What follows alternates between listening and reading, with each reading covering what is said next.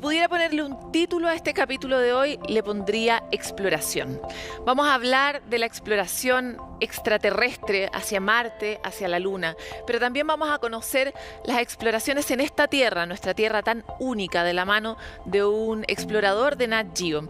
Queremos saber cuáles van a ser las fronteras de la política, de la ciencia, y por eso queremos darle la bienvenida a este especial de Futuro 360.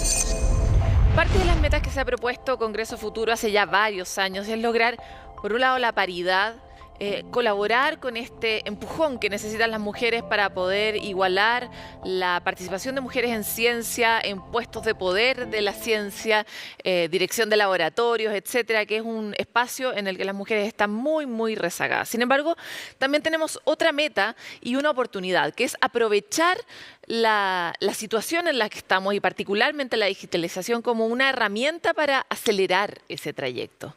¿De qué se trata? Bueno, ese va a ser el tema que vamos a tocar en el quinto día de Congreso Futuro y es por eso que se lo queremos anticipar ahora.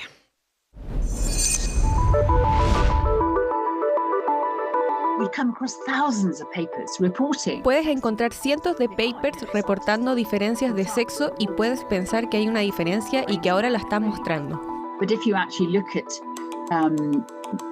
Pero si realmente miras esa cantidad de resultados, ves que no hay real consistencia. No podemos decir la diferencia entre los cerebros de hombres y mujeres usando las técnicas que actualmente tenemos. Son explicaciones desde la neurociencia que aún en el 2021 se tienen que dar. A pesar de que las mujeres han demostrado sus capacidades, estas siguen quedando fuera de ciertas áreas del conocimiento. En Chile, según cifras de la Asociación Chilena de Empresas de Tecnologías de la Información, existe solo un 5% de participación femenina en el área, mientras que al momento de elegir el futuro, solo 1 de cada 5 estudiantes elige una carrera científica. El ámbito de la ciencia y tecnología todavía nos encontramos con que está muy masculinizado y ahí vemos, lo veo yo aquí en España, se ve en Chile, se ve en distintas partes de América Latina, en Europa también, se hacen muchísimos esfuerzos, por ejemplo, en el fomento de las vocaciones. Las mujeres experimentamos un desafío de participación. El problema se llama brecha de género y su exposición, debate y necesaria discusión será uno de los ejes principales frente a esta nueva versión de Congreso Futuro. Este año el foco estará en el encuentro Digitalizadas, hackear lo binario, una jornada donde participarán expositoras como la neurocientífica Georgina Rippon y la politóloga María de los Ángeles Fernández, entre otras. Y queriendo siempre dar un paso más allá, nos dimos cuenta de que ya era hora de que las mujeres se tomaran el espacio, se tomaran un día completo de Congreso Futuro para que pudieran hablar desde su perspectiva de los temas que las convocan, que las apasionan y que las preocupan. Digitalizada será la quinta jornada y su propósito es intentar romper con esa lógica de lo binario que ha dividido históricamente a hombres y mujeres. Lo que queremos hacer desde Congreso Futuro es, a través de este espacio que estamos proponiendo, es reforzar una vez más nuestro compromiso con la equidad de género y con la correcta representatividad y con el ofrecer un espacio para que todas las personas se puedan desarrollar. Para las futuras generaciones, un evento como este tiene el rol de visibilizar el aporte que ya están haciendo las mujeres en distintos rubros y al mismo tiempo invitar a las nuevas generaciones a ser súper participativas. Desde reconocidas novelas hasta niñas asistentes al evento atraídas por el conocimiento. Esta es solo una de las acciones que realiza Congreso Futuro para darles más espacio a ellas. Hace 11 años solo el 14% de sus expositores fueron mujeres. Este 2022 llegan al 51%, sumándose activamente a los esfuerzos por acortar la brecha de género en la ciencia, tecnología e innovación. Necesitamos conocimiento científico. Entonces, eso lo compartimos. Por otro lado, que ese conocimiento científico nos da lo mismo cómo se hace ni cómo se comunica. Y tener una perspectiva de género y tener mujeres en esa comunicación, en ese desarrollo científico es fundamental. Lo importante es que esto sea una conversación para todos, donde de alguna manera se invite a hombres y mujeres a reflexionar en cómo hacer de alguna manera un planeta no solo más tecnológico, sino que un mejor planeta para todos. Así, entre lo presencial y digital se dará vida a este nuevo espacio, con charlas relacionadas al activismo digital o la perspectiva de género en la inteligencia artificial. Se busca abrir más caminos en aquellos lugares en que históricamente les han cerrado puertas a las mujeres y a diversos grupos sociales. Una de las preguntas que nos ha dado vuelta durante la pandemia es si necesitamos o no cambiar el modelo. ¿Qué parte del modelo? ¿Necesitamos una nueva educación, una nueva salud, un nuevo acuerdo? Tal vez sí. ¿Qué cosas tenemos que conservar? De eso trató la 4ª jornada de Congreso Futuro AM. Pero durante la tarde la idea fue avanzar sobre el gran llamado de este año, que es aprender a convivir. ¿A qué llamamos convivir? ¿Qué significa? ¿Necesitamos redefinir el convivir? Sobre todos estos temas es que les vamos a contar en la siguiente nota. ¿Hacia dónde debemos ir? Incertidumbre frente a la salud y los riesgos en una era tecnológica son solo algunas de las ideas que se plantearon durante los primeros días de Congreso Futuro. Pero esta 4ª jornada buscó entregar respuestas sobre cómo ordenamos el sistema hacia uno más integral, humano y, ¿por qué no?, más infantil.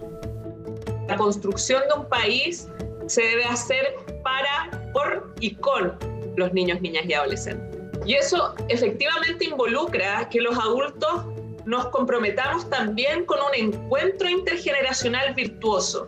Fueron las mujeres latinoamericanas las que se tomaron esta jornada de reflexión y entregaron, como dice el lema, claves para aprender a convivir.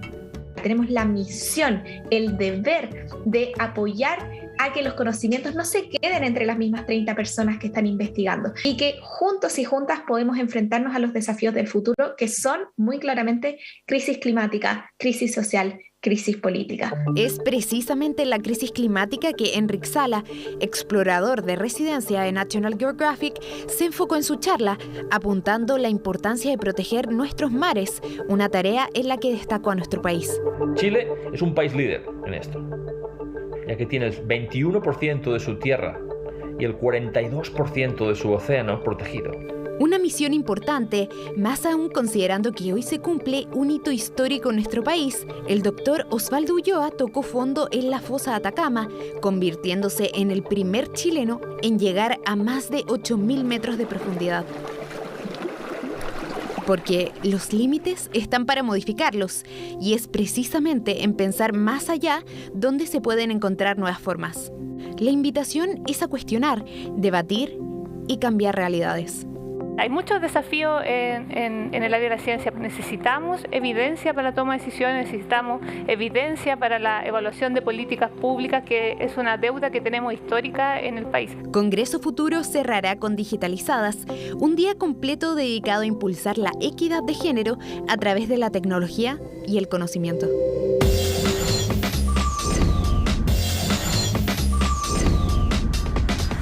Bueno, y el espacio, el universo está de moda no solo porque es apasionante y nos encanta, sino porque la humanidad está en una abierta decisión de volver al espacio, y ya no solo a la Luna, como sabemos que se va a retomar pronto, sino también a Marte. Ese es el gran proyecto. Durante los últimos años hemos visto los lanzamientos que están explorando y viendo las posibilidades de qué manera nosotros podemos llegar a Marte, incluso con un asentamiento. Y es por eso que hoy queremos aprovechar esta conversación en el marco de Congreso Futuro 2022 con Luciana Tenorio.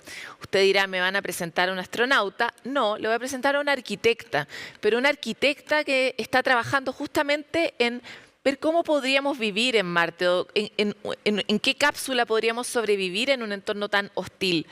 Ella es miembro de Mars Project de la Universidad de Tokio, es candidata a doctora en la Facultad de Ingeniería Aeroespacial de la Universidad de Tokio y trabaja con la Agencia Espacial Japonesa JAXA desarrollando estructuras desplegables para Marte y la Luna.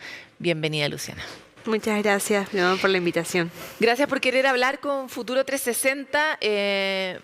Me encanta tu caso porque Congreso Futuro tiene una misión hace mucho tiempo, que es tratar de incentivar el cruce entre las disciplinas. Y tú eres como la encarnación de eso, ¿verdad? ¿Quién diría que para hablar de Marte íbamos a estar hablando con una arquitecta?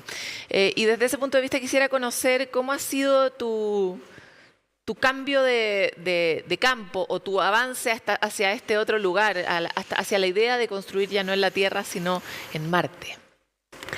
Pues en verdad se fue dando rutinamente a través de los años. Yo comencé siendo como una arquitecta normal, haciendo edificios, casas multifamiliares, y creo que fue como que cuando estaba terminando la carrera de arquitectura, me fui a hacer mi último año a España, y en ese año ocurrió el gran tsunami, el terremoto en Japón. Y todos los arquitectos e ingenieros civiles comenzaron a hablar sobre cómo las tecnologías podían ayudar, en este caso, para rescatar personas y cómo construir esas casas más rápido. Y fue para mí la primera vez que me puse a pensar que la arquitectura no solamente era construir una casa bonita o un multifamiliar, sino iba un poco más allá. Y ese fue mi primer acercamiento a que la arquitectura en realidad no tiene estos límites que a veces nos estamos pensando. Y a raíz de eso comencé a meterme un poco más en tecnologías emergentes y a leer un poco más lo que estaba pasando. Y luego apareció esta tripulación que fue al desierto de Utah, y me puse a pensar, también eran arquitectos acá, ¿quién diseña estas bases? Y me puse a hacerme varias preguntas, y eso me fue llevando un poco por el camino de este nuevo rubro que es arquitectura espacial. Ahora, nos hacemos muchas preguntas. La primera y lógica es, ¿qué de distinto tiene construir en la Tierra de construir en Marte? ¿Qué chips tuviste que agregar a tu ecuación para poder construir en Marte? Pues hasta el día de hoy sigo investigando, porque el rubro del espacio es algo que se va actualizando día a día, y cada vez llega nueva información, la información va cambiando. Entonces, depende de muchas disciplinas para saber. Tuve que leer mucho. Llegó un punto en el cual yo, como estudiar arquitectura en el comienzo, pensé que solo como arquitecta no tenía lo suficiente para traer a ese nuevo rubro del espacio, y estudié una carrera de ingeniería aeroespacial, mi doctorado en ingeniería aeroespacial, para poder estar a la altura, o en todo caso contar con los requerimientos necesarios para poder diseñar en el espacio. Y eso trae un montón de dificultades, como leer sobre la radiación. La radiación es muy diferente, estamos sin una atmósfera o con una atmósfera muy ligera, el respirar, pues caminar con un tema de que la gravedad no es muy similar, el conteo de los días es diferente. Entonces, desde ese punto de vista, la construcción en concreto, porque el desafío de llegar a Marte no es solo construir un lugar donde uno pueda, uno podría pensar en un búnker como pensamos en la Tierra, ¿verdad? Algo muy sólido, muy hermético, muy grande, que tiene un súper aire acondicionado al estilo marciano, digamos, una MOXIE gigante, ¿verdad? Esta máquina que produce oxígeno, pero gigante. Pero el otro problema es llegar a Marte con esos materiales, ¿verdad? Entonces, ¿con qué tipo de materiales se trabaja en Marte? Pues hay varias cosas. Para empezar, lo que mencionas del búnker, se pensaba en que en realidad tenemos que estar subterráneos. Hay los diálogos que dicen, pues, para no enterrarnos y generar que el humano tenga una conexión con el exterior, claro, para no sentirnos aislados en realidad, que ocasionan muchos problemas psicológicos. Entonces hay nuevas propuestas de materiales permeables, o construir, por ejemplo, con las capas subterráneas del hielo, y eso, porque podemos construir en 3D, digamos, en vez de utilizar un concreto o el regolito marciano, podemos utilizar hielo y construir como iglús. Ahora este iglú va, obviamente, con una capa, una membrana para que no se... Esa era la pregunta, ¿por qué no se derrite en Marte? El clima es muy frío, es muy, muy frío. Entonces, en realidad, tenemos que... Pero a la vez es muy desértico, es muy parecido al desierto de Atacama de nosotros. Sí, de hecho, como que el regolito marciano tiene las propiedades parecidas al desierto de Atacama. Pero sí, el agua contiene una alta cantidad de hidrógeno y el hidrógeno es una buena defensa contra la radiación marciana. Entonces, por eso el agua es un buen compuesto en realidad para generar esa barrera y proteger a los astronautas contra la radiación.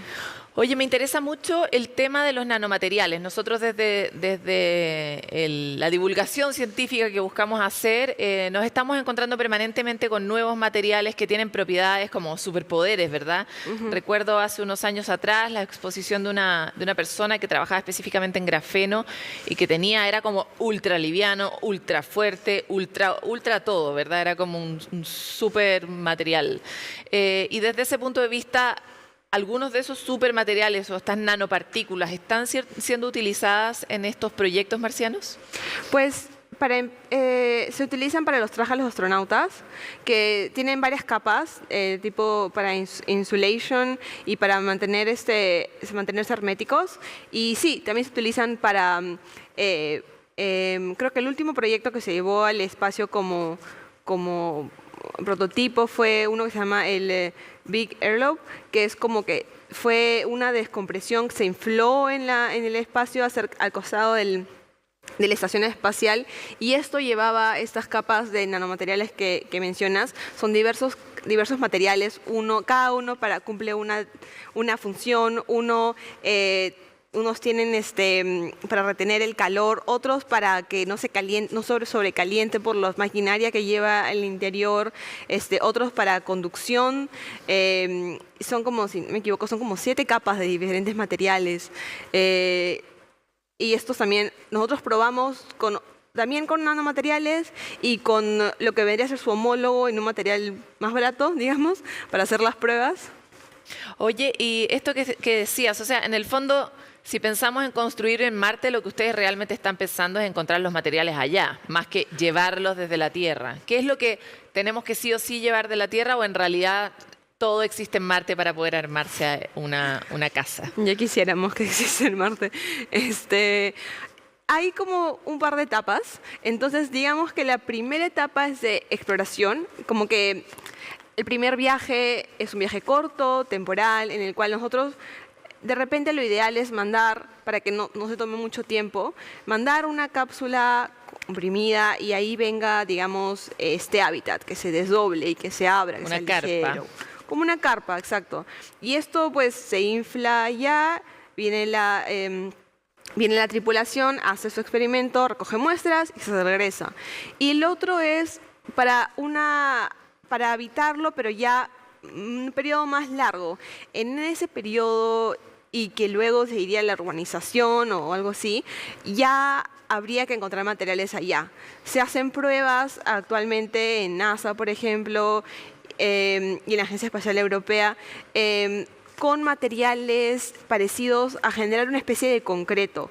Entonces, se trabaja con materiales de allá. Utilizamos, por ejemplo, la tierra de allá, que es el regolito, y este compuesto pasaría a través de una impresora 3D y se imprimen placas, ladrillos. Los muros, en realidad. Ajá. Entonces, esta máquina gira sobre un eje y va levantando el muro. Entonces, hacen pruebas para saber cuánto tiempo demora en levantar. Pieza. Exacto, en levantar un piso, 2 pisos.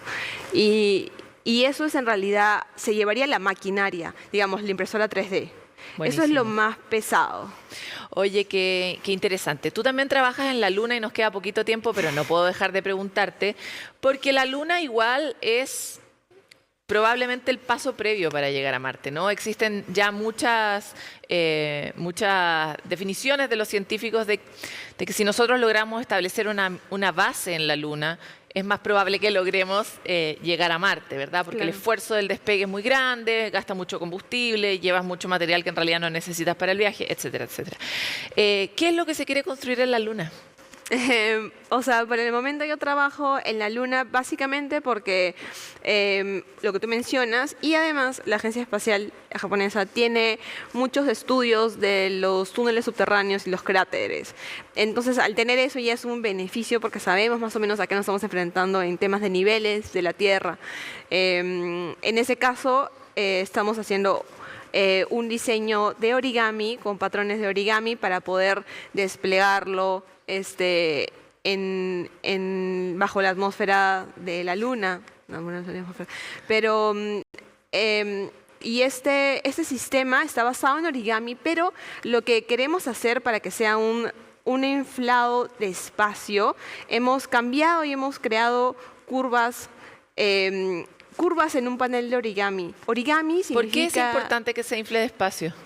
Para la presión, la diferencia en la presión. Nosotros tenemos acá en la Tierra una presión baja, pero cuando vayamos al espacio, digamos, no hay atmósfera. Entonces, para sobrevivir, la diferencia de presión dentro y fuera es muy, muy alta, por lo cual este hábitat tiene que resistir una gran cantidad de presión que va a estar empujando hacia afuera.